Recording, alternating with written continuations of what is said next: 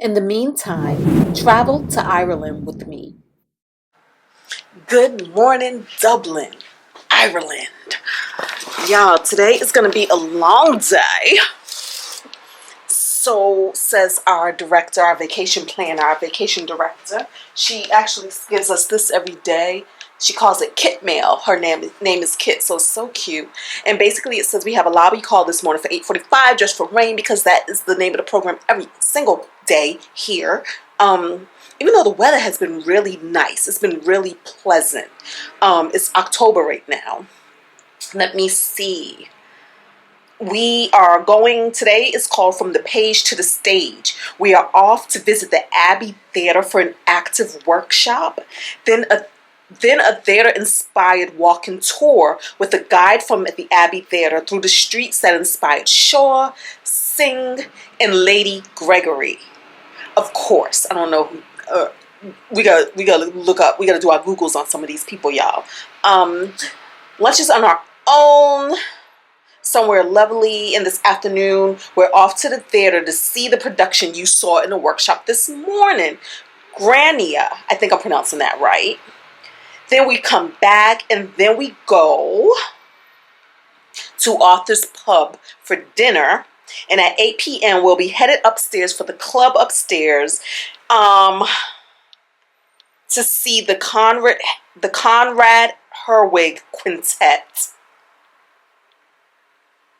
And then they said to remind you that this is a listening room. I don't know what that means. I don't know if that means do not get your black arses or your arses, because we're not all black here, up and dance. Like sit there, listen, sip your drink, and be quiet. I'm not sure what that means. But yeah, so there are 2 sets this evening. So that's what we're doing, y'all. That's what we're doing. Let's go, because it's like 7:50 right now. And we're going to go get breakfast. Let it go. Let's go. I'm going to bring all my stuff. That way I don't have to come back upstairs. And that way I'm already down there for leaving. Hopefully, we'll see. All right, bye. Oh, wait. How could I forget to tell y'all? I was scared out of my sleep. Somewhere around 7 in the a.m., the alarm, the smoke detector started going off loud right there. Except when you're asleep, you don't know where it's at, what it's coming from. So I started searching my luggage first, because I do carry a carbon monoxide detector with me these days. And I was like, what the F is it that? So we need to go downstairs and ask, what the hell was that? What was that? Because child scared straight, scared up, awake, and woke. It's the reason why I'm already dressed. You see, he's loading. Good morning, my dear. How are you? Good. How are you? You gonna sit here? Yay! So this is today's breakfast of the day. Again, we're doing our white and black pudding, boys and girls. What is white and black pudding? Comment below. We didn't get any beans today because they didn't have sugar in them, and we just didn't care. This is our juice of the day. Okay. So yay! Yum yum yum. All right, breakfast had. Now we're getting on our fancy coach. This bus is so nice and comfortable. Look at how the seats are nice, comfortable leather. This is my row. How do I know? Because this is my trash that I left in here yesterday. People were in the shower and thought it was their fault, but it wasn't exactly. So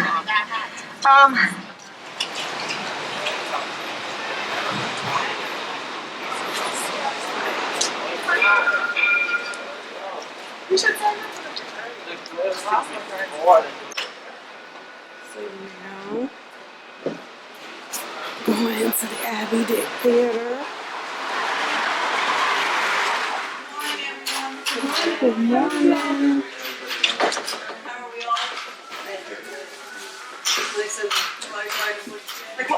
So this is really neat. We're getting a behind-the-scenes tours of We're getting a behind-the-scene tour of things, and then we'll see what else is in store.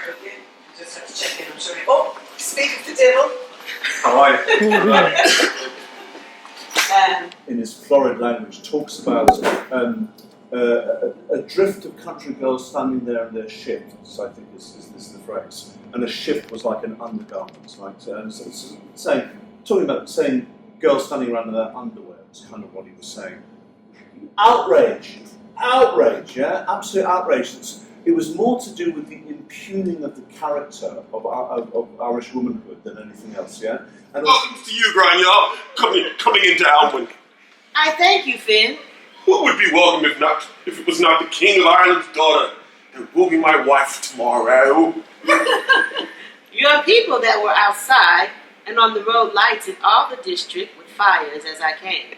But the big house of Alwyn will not be set out fit for you till tomorrow, and it is in the tents of your captains. You and your company must be sheltered tonight. It was my father. Before... Y'all gotta stop. It was my father. Before going to Lachlan said he must leave me in a husband's camp. who would protect you if I were not? I am of that. Are you not the best of all the world's big men? We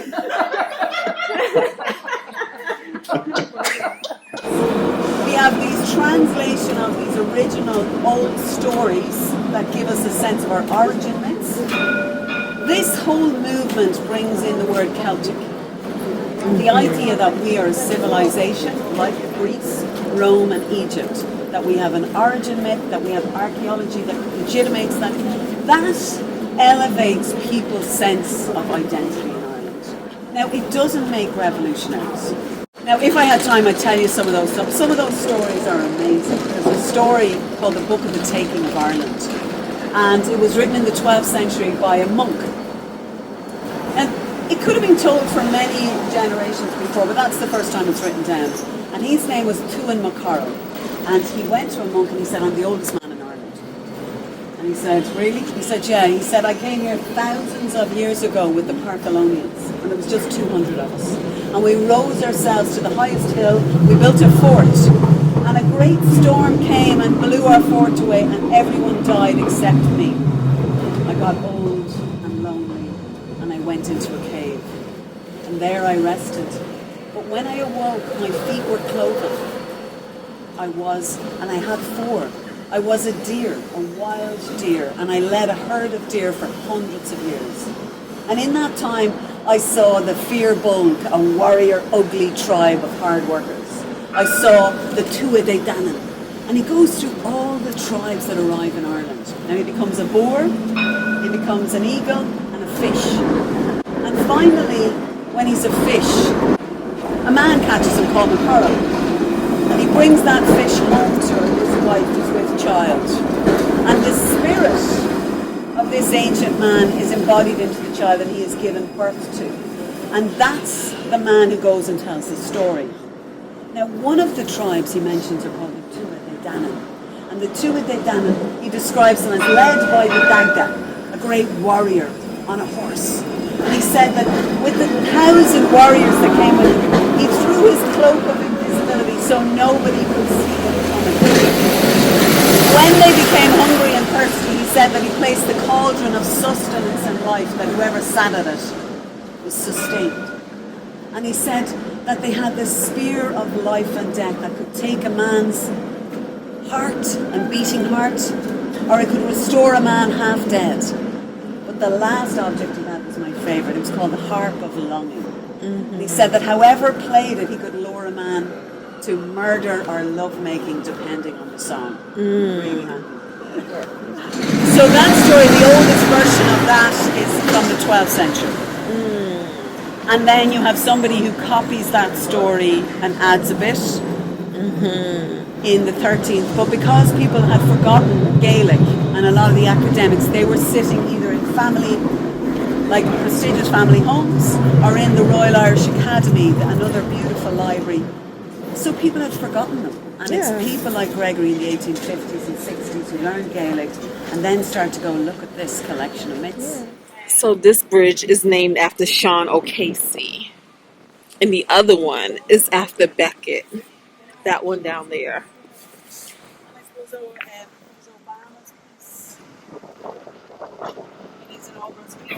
It's like having been on a bus for the most of the time being here.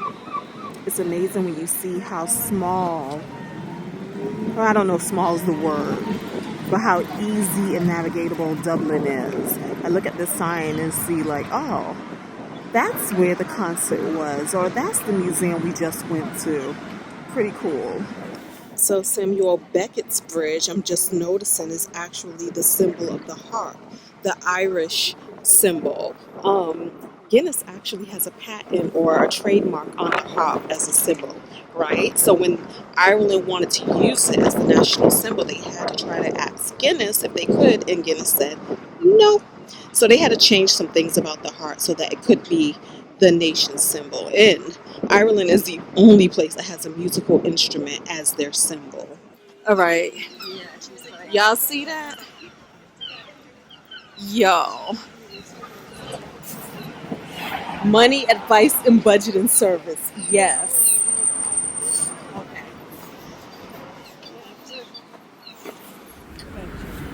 How do we feel about James Joyce? The fine line between madness and genius. So, like, what he wrote is kind of on the cusp.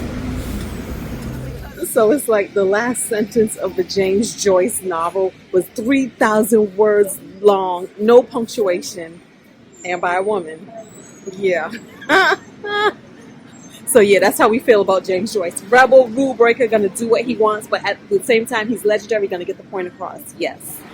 The statue is only since 2000, and I suppose it was long overdue that we remembered one of our most famous playwrights, because the statue has nephrite, it has all sorts of stone that comes from original places, so it's not painted. All of that is imported. Like, this whole piece costs about 250,000, and in early 2000 that's a lot of money. And a designer who's going to try and think about this, how do you talk about a man of duality? So the importance of being earnest. Has anyone seen it?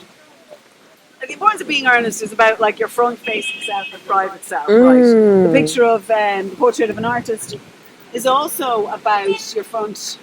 Picture of Dorian Gray. No, Picture of Dorian Gray. Picture of Dorian Gray. Picture of Dorian Gray is about your soul and selling your soul. So the bad deeds stay in the painting while your front self keeps a good. He's a man who's almost mastered this idea that we have a public and a private self. You know, he says, be yourself, because everyone else is already taken. You know, he has these wittyisms that are. Oh, that's him? That's him. Like, I always heard that. I didn't know that was him. He has some of the funniest one-liners in the world. And he was a man of opulence. So to balance, and he was a contradiction in terms. So I think when the artist went to make this piece of art, what he has done is he has Oscar Wilde. On the right, you can see him smiling. On the left, he's got a downturn. So everything is about duality. It's about the two selves. So he had a really successful career and then a horrific downfall. So across the street is the house that Oscar Wilde grew up in. He was born in a house around the corner.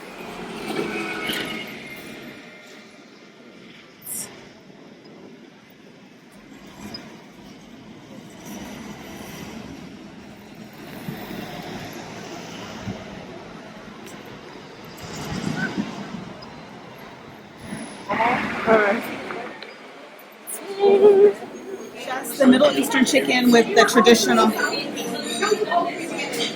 Oh, it comes with all three? Sure. It looks really good.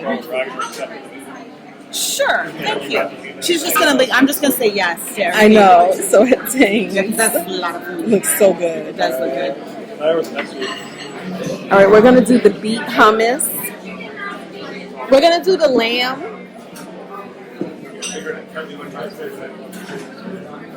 Oh wow! What is that?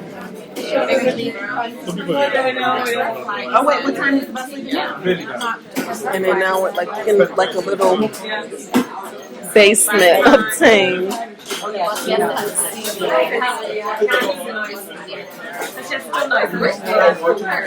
Working and opening up cans of beans.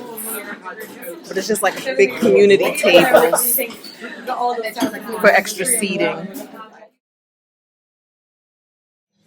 Yeah, so it was good. It was good.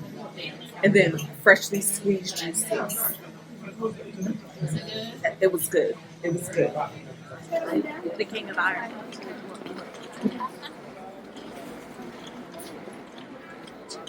Sorry. Just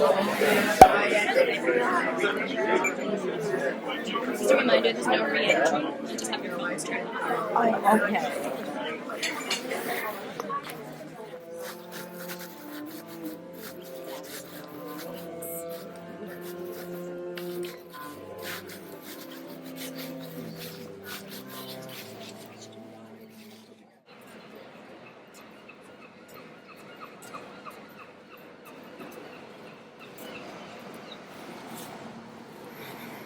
That was good. I'm really happy that we got to see a production here in Ireland. A play written by, I forgot her name, Lady somebody in like 1904, Lady Gregory. A play written by Lady Gregory in 1904, and she did not want the play to be produced until after she died. That was crazy. But it was so awesome to be able to experience Irish culture in this way at the Abbey Theater, a theater established by Lady Gregory and W.B. Yeats. So surreal, so nice. All right, guys. So now we are going to a jazz. Well, we're going to listen to some live jazz music, listening room only. So that means don't get up and show your butt. I guess that means no dancing and such. We're going to office.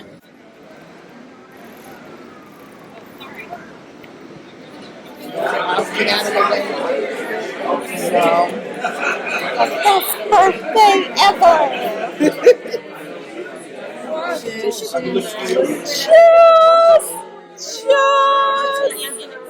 Cheers! And so we got a French martini. Okay, our food is here. I'm fish and chips today, guys. And then I got some corn ribs. And this is the what is it called? Guinness and beef stew. Guinness and beef stew. Ireland, they're big on their stews. And then of course we have the shepherd's pie right here. And then we're all feeling very fishy. You have to have Guinness when you're in. This is where we are.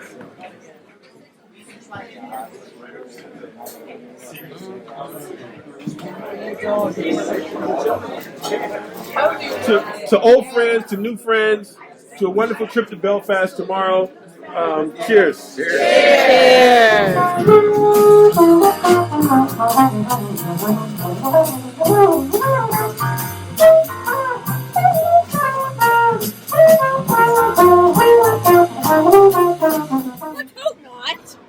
There you go. We're walking back now from the concert. It's not over, but we had a good time. We left after the first set, so we're not staying for the second half, which is fine with me because I am tired. Tired. Ooh, child. I can't get you out of my mind. It's like I feel it for the first time. Been thinking about you all night. I've been searching for this all my life. You're just